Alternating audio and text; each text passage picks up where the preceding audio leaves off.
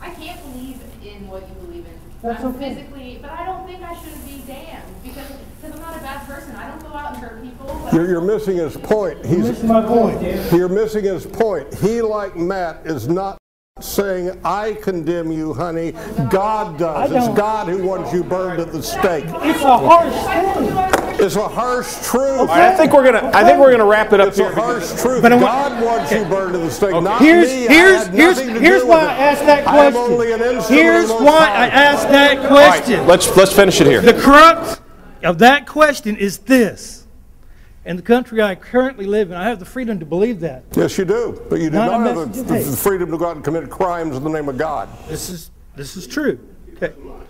Are you a proponent of continuing to uphold my freedom to believe what I believe, as we said that we support you, and we don't look for the extinguishment for the sake of eradication? Sir, I have and I will continue to do so, defend your right to believe anything you want.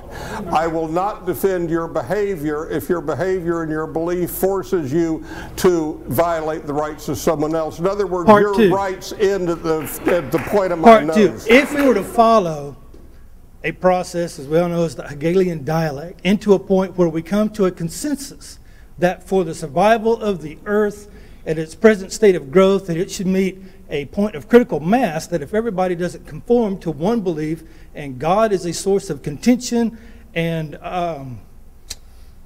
is intolerable. How about the one belief of the flying spaghetti monster, the pastafarians? Wait a minute, now we're talking about the freedom for me to believe what I want to believe. Okay, but you say is it going to be held up by you and you then? Because at that time, see, if we go to that point where we follow that dialect to its consensus, are you going to support my freedom to still believe what I believe? Not if it causes you to harm other people. Not if it is detrimental to the survival of the world. Now, you're talking some pretty dangerous talk here. I can see where this is going.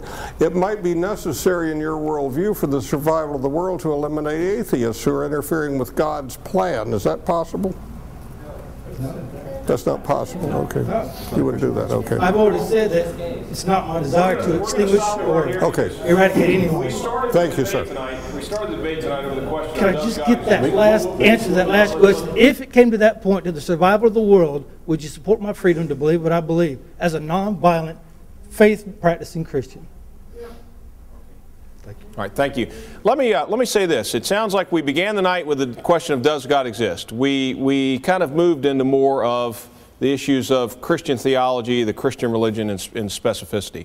So I would encourage you as students out here, as faculty, administrators, whoever you may be, to continue the dialogue. Absolutely. It's been very civil. You've conducted yourself, I think, for the most part honorably, with a few exceptions.